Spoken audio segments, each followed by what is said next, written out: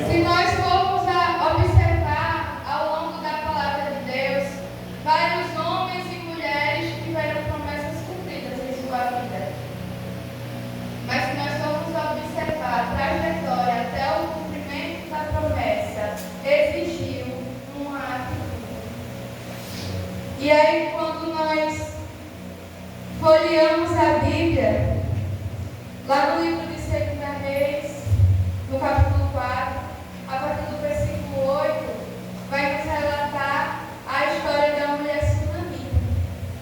Os irmãos já conhecem que aquela mulher, ela vivia bem com todos, com seus vizinhos, que ela tinha posses, era alguém que vivia bem. Mas ela não se contentou só em estar bem. Ela quis ver o outro bem. E aí me faz refletir que para chegar até o cumprimento da promessa, nós precisamos abençoar para sermos abençoados. Porque aquela mulher, ela abençoou o profeta Eliseu, como os irmãos bem sabem, a sua vida também foi abençoada. A promessa se cumpriu na vida daquela mulher. Aleluia. Outra coisa que me faz refletir, se nós voltarmos para o livro de Gênesis, capítulo 29, a partir do versículo 9, vai relatar o encontro de Raquel e Jacó. A Bíblia diz que quando Jacó encontra Raquel, ele estava trabalhando, cuidando das ovelhas do seu pai. Então, a promessa, ela se cumpre, mas ela não se cumpre nós estando estagnados, parados. Ela se cumpre enquanto nós estamos servindo e adorando ao Senhor. Enquanto Raquel estava servindo, cuidando das ovelhas do seu pai, a sua promessa veio ao seu encontro. Aquela bênção que ela estava esperando veio ao seu encontro. Porque, como diz o versículo 10, nosso Deus, ele não é injusto para se esquecer da vossa obra e do vosso trabalho. Outra coisa que nós precisamos fazer para que a promessa do Senhor se cumpra em nossa vida é não ter medo. Muitas vezes o medo, ele atrapalha de nós vivermos experiências maravilhosas. É difícil, mas para viver a totalidade da promessa, nós precisamos sair da zona de conforto. Nós precisamos ter coragem. Nós precisamos enfrentar. Muitas vezes, enfrentar uma situação que está totalmente fora daquilo que nós estamos acostumados. Hoje já se está saindo da zona de conforto mais do que eu. O sacrifício dele está sendo bem maior para viver a totalidade dessa promessa. Mas o mesmo Deus que Ele faz promessas na nossa vida, Ele nos capacita, Ele nos dá força para vencer, para continuar, para seguir. Foi lido aqui 2 vezes em Josué, seja forte e corajoso. Josué precisava daquela palavra porque naquele momento ele ia sair da zona de conforto. Ele estava ali tranquilo, ouvindo, aprendendo com o seu líder Moisés. Mas a partir daquele momento ele precisava sair da zona de conforto, sair do conformismo, sair daquela situação de aprendiz. Ele precisava tomar uma atitude e possivelmente ele teve medo. Mas a palavra do Senhor diz: seja forte e corajoso. Aquele que começa a boa obra, ele é fiel para aperfeiçoar, ele é fiel para cumprir. E nós precisamos ter essa confiança no Deus que nós servimos. Como já foi lido aqui, nós precisamos crer que Ele existe, que Ele é galardoador daqueles que o buscam. O nosso Deus, Ele é fiel. Amém. Glória a Deus. E justamente por isso, nós não devemos ficar ansiosos e preocupados. Nós precisamos confiar nesse Deus grande que nós servimos. Irmão, não vou dizer que é fácil, não, é difícil. Vocês olham para a irmã Neide e já veem quando ela está com o coração na mão, apertado. Ela está alegre, porque Deus está realizando promessas na vida de Jadson, mas ela também está com o coração apertado. Porque, como eu falei, sair da zona de conforto dói. Tomar uma atitude dói. Mas a Bíblia já diz: entregue o teu caminho ao Senhor, confia nele, e mais Ele fará. O que está nas nossas mãos, nas nossas forças, é conosco. Mas aquilo que está além, nós pensamos: não consigo, não vou jeito,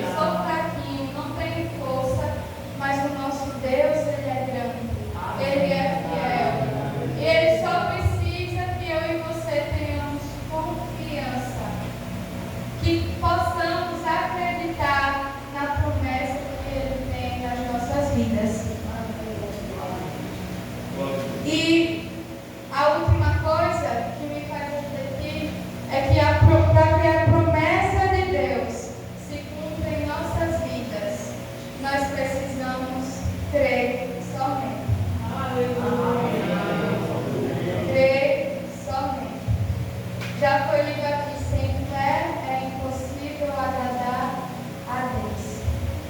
Paulo e Silas, quando estavam na prisão, imaginem, irmãos, que situação difícil. Mas a Bíblia fala que eles começaram a louvar, a orar e a exaltar o nome do Senhor. E ali o impossível aconteceu. Que o nosso Deus, Ele é fiel para cumprir promessas, e cumprir promessas que para o homem é impossível. Que para o homem, aos olhos humanos, não tem como acontecer. E basta apenas crer somente.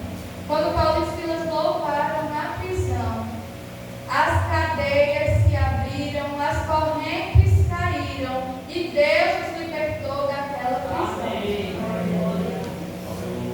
Mas aí a Bíblia diz que os soldados se desesperaram. Porque eu penso que Deus, Ele não realiza um milagre de maneira óbvia. Ele realiza um milagre de maneira extraordinária. Para que quem observe o milagre, quem veja de longe, ele contemple a grandiosidade do nosso Deus. Ele não faz de qualquer jeito, ele não faz do jeito fácil, ele faz do jeito extraordinário, o jeito que impacta. O nosso Deus, ele nos impacta com a sua obra completa. E aqueles homens, eles ficaram desesperados com aquele milagre. O que eles iriam fazer a partir dali? E a palavra que Paulo e Silas deu para aqueles homens, para aqueles soldados, foi: crer somente. Crer somente, será salvo tu e a tua casa. Então, irmãos, tem muitas coisas que nos fazem chegar até o cumprimento da promessa de Deus. Mas a principal delas é crer somente. É confiar, é se apegar, se agarrar ao Deus que nós servimos. Quando nós andamos lado a lado com Ele, por mais que a trajetória seja difícil, por mais que o passo chegue a doer, por mais que a situação a gente não consiga entender, porque Deus está nos levando para aquele caminho. Mas se nós somente crermos, o extraordinário acontece na nossa vida. A promessa de Deus, ela se cumpre em nossa vida. E é lindo o testemunho que Deus nos permite contar. Não porque nós merecemos, não porque nós somos perfeitos. Se nós analisarmos as histórias da Bíblia em que os grandes homens de Deus viveram promessas, eles tiveram defeitos. Eles tiveram seus momentos de desânimos, tiveram seus momentos de falhas, mas eles creram e confiaram e serviram com alegria a esse Deus tão grande que realiza promessas. Amém. Quando o Jadson chegou para mim e disse: amor, vamos marcar o casamento, a gente não tinha nada. Eu não estava trabalhando e ele disse: vamos marcar. Porque se a gente não marcar, a gente não vai casar nunca. E ele me deu aquele empurrão de fé. Ele deu esse grande passo de fé e nós marcamos o casamento.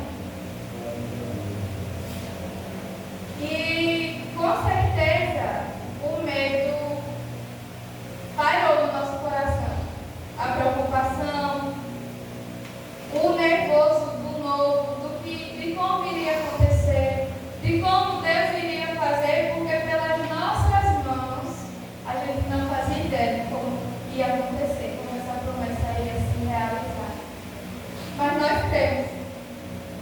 Nós cremos e confiamos que Deus, Ele poderia fazer, que Ele pode fazer. E hoje, irmãos, se a gente for parar para contar tudo que Deus tem feito na nossa vida, é coisa linda e não tem explicação. É milagre do céu. Deus tem nos abençoado tanto. Tem sido tão fiel.